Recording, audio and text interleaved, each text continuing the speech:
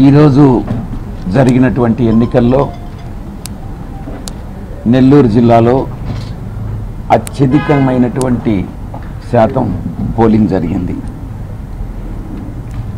చాలామంది ప్రతిపక్షాల వాళ్ళందరూ కూడా చెప్తా ఉన్నారు, అధిక శాతం పోలింగ్ జరిగితే అది ప్రభుత్వానికి వ్యతిరేకంగా అనేటువంటిది అని చెప్తా ఉన్నారు. కానీ నేను అట్లా నమ్మట్లేదు.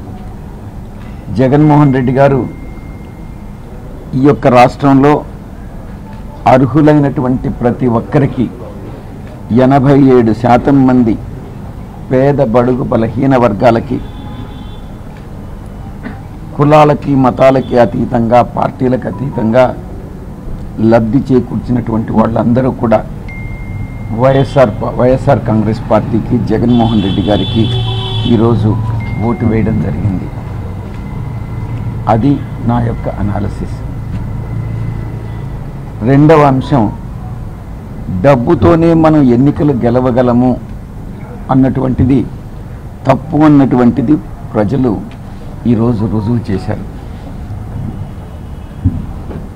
డబ్బుని 100% అందరికీ, ఓటర్లకు అందరికీ కూడా డబ్బులు పంచినటువంటి కోవూరు నియోజకవర్గంలో వేమిరెడ్డి ప్రభాకర్ రెడ్డి గారు, ప్రశాంత్ రెడ్డి గారు ఒక ఫ్రస్ట్రేషన్లో అక్కడ పోలింగ్ బూత్కి వచ్చి నా దగ్గర 100% డబ్బులు తీసుకున్నారు, కానీ ఇక్కడ కొన్ని పోలింగ్ బూత్స్లో 60% ఓటింగ్ జరిగింది, కొన్ని బూత్స్లో 90% మించి ఓటింగ్ జరిగింది అన్నటువంటి ఆవేదన వ్యక్తం చేసినటువంటి పరిస్థితి.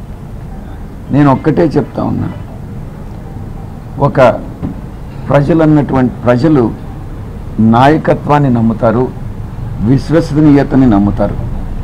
అంతేకాని డబ్బులు ఇస్తే ఓట్లేస్తారు అన్నటువంటి కాన్సెప్ట్ మాత్రం కరెక్ట్ కాదు అన్నటువంటిది రుజువైంది.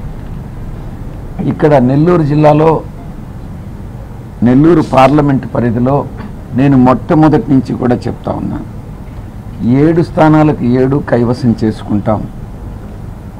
నెల్లూరు సిటీ మీద చాలామంది ఆపోహలు వ్యక్తం చేసినప్పటికీ నేను మొట్టమొదటి నుంచి కూడా ఖలీల్ అహ్మద్ గెలుస్తాడు అన్నటువంటి విషయాన్ని మీకు గతంలో కూడా చెప్పాను. డే 1 నుంచి మొదట ఈ యొక్క ఎన్నికల ప్రచారం ప్రారంభించినప్పుడు నెల్లూరు సిటీలో మీకు చాలా వెనుకబడి ఉన్నారు, కొన్ని వేల ఓట్ల వెనుకబడి ఉన్నారన్నటువంటి విషయం చాలామంది అడగడం జరిగింది. ఎన్నికల ప్రచారం ఊపందుకోగానే ప్రజల నాడిని, ప్రజల యొక్క స్పందనని చూసిన తర్వాత వారి ఆకాంక్షలను అర్థం చేసుకుని మనం కానీ మంచి సుపరిపాలన అందిస్తాం, అభివృద్ధి చేసి చూపిస్తామన్నటువంటి భరోసా కల్పించినట్లయితే మనం గెలుస్తామన్నటువంటి నమ్మకంతో మేమందరం కూడా అన్ని నియోజకవర్గాలకి, ముఖ్యంగా నెల్లూరు పట్టణంలో కానీ నెల్లూరు రూరల్లో కానీ ప్రజలకు ఇచ్చినటువంటి హామీలు, ఈ నెల్లూరు పట్టణాన్ని ఎలా రూపురేఖలు మారుస్తాం, ఎలా అభివృద్ధి చేస్తామన్నటువంటి ఒక భరోసా, నెల్లూరు ప్రజలకి ఏదైతే నెల్లూరులో మౌలిక సదుపాయాల కల్పనలో తప్పకుండా వైఎస్ఆర్ కాంగ్రెస్ పార్టీ చేసి చూపిస్తుంది అన్నటువంటి భరోసా ఇవ్వడం, ఇవన్నీ కూడా వైఎస్ఆర్సీపీ ఇక్కడ నెల్లూరు జిల్లాలో 7కి 7 స్థానాలు గెలుచుకునేదానికి కారణం. గతంలో ఈవెన్ వైఎస్ఆర్సీపీ పోయిన లాస్ట్ ఎన్నికల్లో 2000 తేడాతో గెలిచినప్పటికీ కూడా ఈసారి మన ప్రతిపక్షంలో ఉన్నటువంటి నారాయణ మొత్తం 100% ప్రతి ఒక్కరికి, ఇటు కోవూరులో కానీ ఇటు నెల్లూరు సిటీలో కానీ ప్రతి ఒక్క ఓటర్కి డబ్బులు పంచినటువంటి నేపథ్యంలో అందరూ కూడా చాలామంది మీరు కోవూరు పోగొట్టుకుంటున్నారు, నెల్లూరు సిటీ పోగొట్టుకుంటున్నారు, నెల్లూరు రూరల్ పోగొట్టుకుంటున్నారు, కందుకూరు పోగొట్టుకుంటున్నారు అని రకరకాలైనటువంటి వదంతులు వ్యాప్తి చేసినారు. నేను ఒక్కటే చెప్పాను మొట్టమొదటి నుంచి కూడా, ప్రజల స్పందన, పేద బడుగు బలహీన వర్గాల నుంచి వస్తున్నట్టు వాళ్ళ గుండె లోతుల్లో నుంచి వస్తున్నటువంటి స్పందన, ప్రేమ ఆదరాభిమానాలు, మనం ఇచ్చేటటువంటి భరోసా, మా అధినాయకుడు పట్ల ఆయన చేసినటువంటి లబ్ధి, పథకాలు, అమలు చేసినటువంటి పథకాలు, ఇవన్నీ చూస్తే మొట్టమొదటి నుంచి కూడా నేను చాలా అందరం కూడా చాలా కాన్ఫిడెంట్గా ఉన్నాం.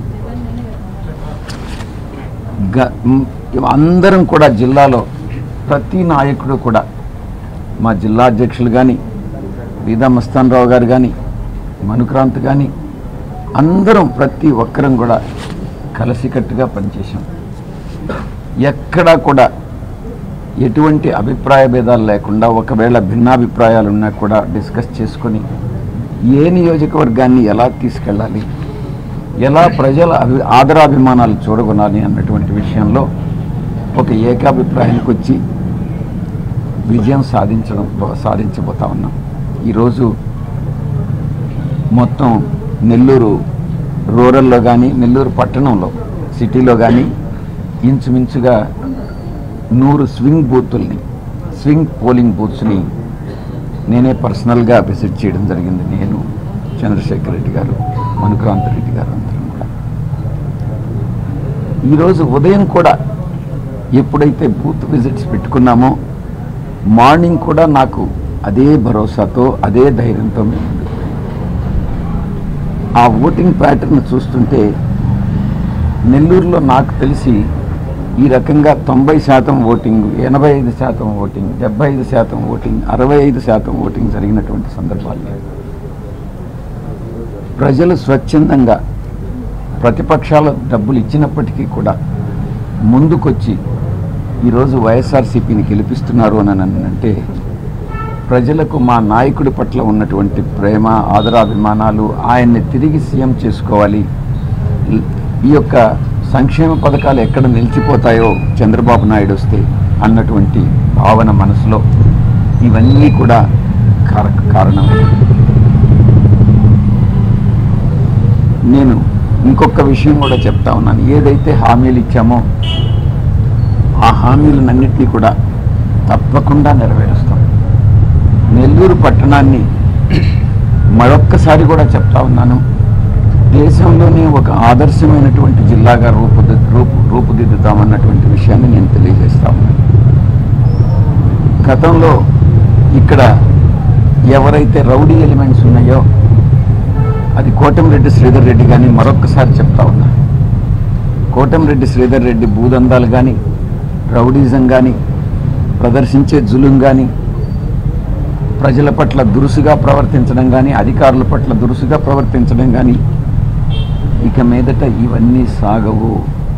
నారాయణ ఆటలు సాగవు, కోటంరెడ్డి శ్రీధర్ రెడ్డి, గిరిధర్ రెడ్డి ఆటలు సాగవు, రూప్ కుమార్ యాదవ్ ఆటలు సాగవు.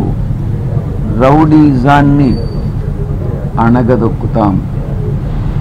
ఎవడు తోక ఆడిచ్చినా కూడా రౌడీ అననంటే లోపలికి వెళ్లాల్సిందే. నొక్కి మరీ ఒక్కానిస్తా ఉన్నాను. ఇది ప్రజాస్వామ్యం. ఈ ప్రజాస్వామ్యంలో రౌడీజానికి తావులేదు. మంచి అధికారులు వస్తారు, మంచి పరిపాలన అందిస్తాం, పైన మా అధినాయకుడు ఉంటారు. నెల్లూరు పట్టణాన్నే కాకుండా నెల్లూరు జిల్లాని మంచి, ఎక్కడికి వెళ్ళినా కూడా దేశంలో నెల్లూరు యూనియన్ చెప్పుకునేదానికి గర్వపడి చెప్పుకునేలా ఈ నెల్లూరు పట్టణాన్ని, నెల్లూరు జిల్లాని ఆదర్శమైనటువంటి జిల్లాగా రూపుదిద్దుతామనే విషయాన్ని తెలియజేసుకుంటూ 7 స్థానాలకు 7 స్థానాలు కైవసం చేసుకుంటున్నాం. సిటీ కూడా కంఫర్టబుల్గా గెలుస్తున్నాం. ఈరోజు సాయంకాలం కూడా నారాయణ చెప్తాడు, మేము 12,000 మెజారిటీతో గెలుస్తామని తను క్లెయిమ్ చేసుకుంటున్నాడు. నారాయణ ఈరోజు ఓడిపోతున్నాడు. నారాయణ గెలిచే ప్రసక్తే లేదు. ఖలీల్ అహ్మద్ గెలుస్తున్నాడు. మరొక ప్రచారం చేయడం స్టార్ట్ చేశారు ఈరోజు, నెల్లూరు రూరల్ వాళ్ళు గెలుస్తున్నట్టుగా. అది కూడా తప్పు. నెల్లూరు రూరల్ కూడా మేమే గెలుస్తున్నాం. కోవూరు మేము గెలుస్తున్నాం. కాబట్టి సంక్షేమం అభివృద్ధికి ప్రజలు పెద్దపీట వేశారు. వారి ఆకాంక్షలు వారి ఆశయాలకు అనుగుణంగా మేము నడుచుకుంటాం అని మీ అందరికీ కూడా తెలియజేస్తూ సెలవు. Please subscribe .news.